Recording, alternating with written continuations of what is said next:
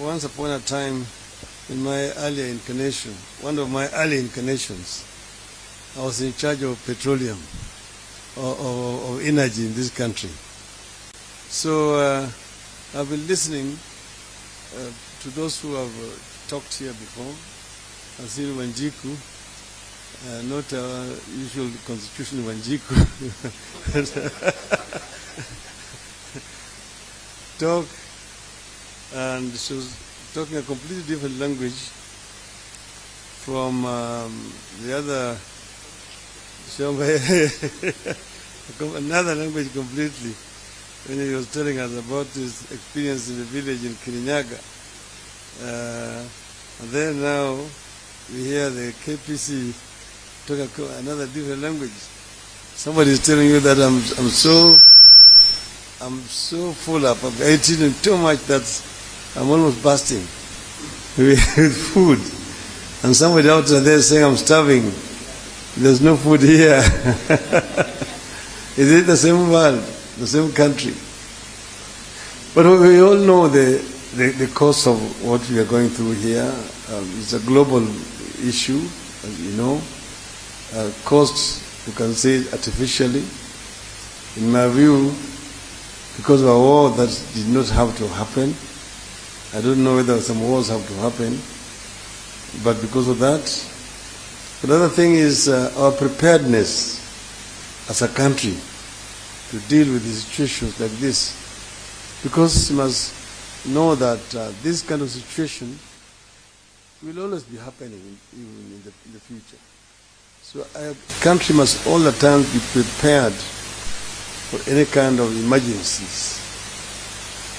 When I was the Prime Minister, I constituted a task force on the petroleum industry. And the guy who was chairing it is with us here, Mr. Elisha Kasuku. That Mr. Kasuku. And they dealt with a number of issues. One is ullage allocation and operational issues. The other one was taxes. The other one was petroleum products pricing control. Another one was storage and strategic reserve. Another one was quality control. And the sixth one was licensing of marketers and operators. So this is, they dealt in detail about these issues about the importation, storage, and distribution of petroleum products in the country, so that the customer or the consumer does not have to suffer unnecessarily because of issues that have been artificially caused here. The issue of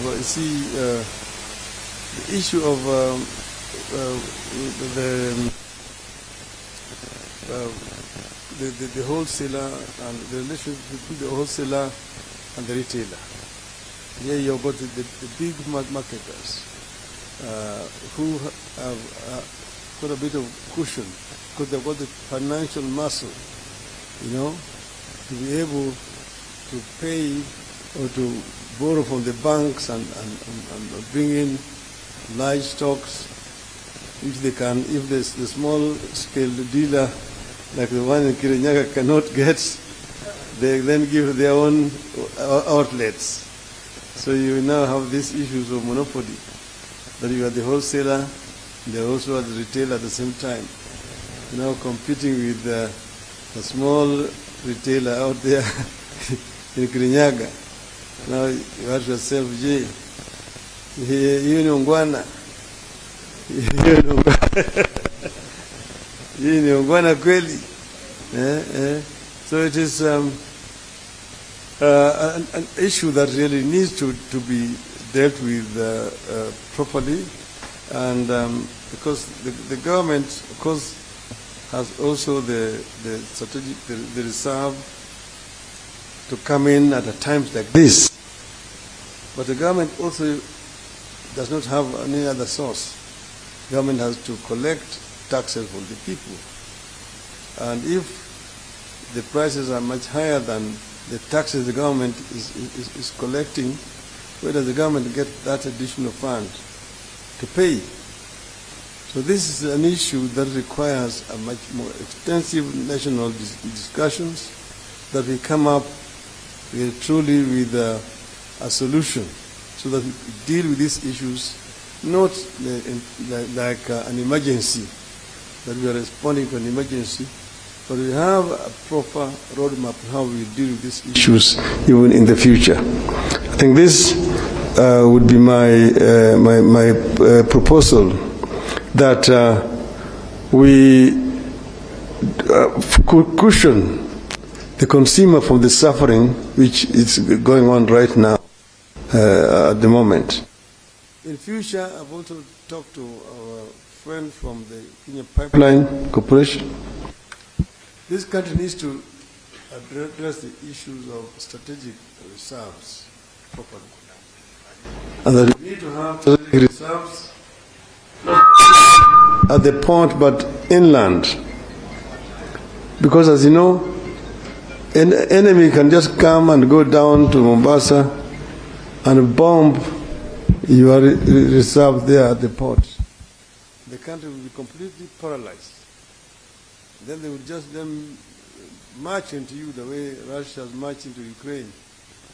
There's nothing you can do because you have no fuel. All your tanks cannot move. So we need to do this as a matter of agency, to put up strategic reserves across the country in places where they are not vulnerable, so that we are not taken by surprise in future. I'm happy that at least the government has now responded temporarily, and that is going to help ease the suffering of our people for now.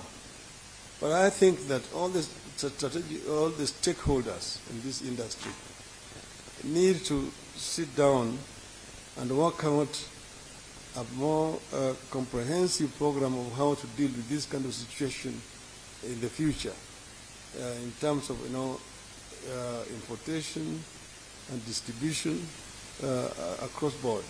And if this is done, in my view, we will not be able to face a situation like this in the near future. It's a situation that is avoidable. It can be done, and it can only be done with cooperation among all the stakeholders across this supply chain. Thank you very much. Thanks,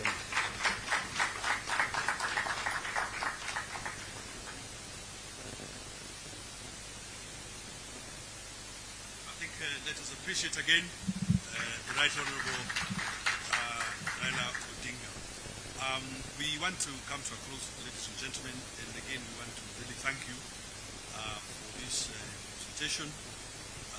We believe ourselves that the way to,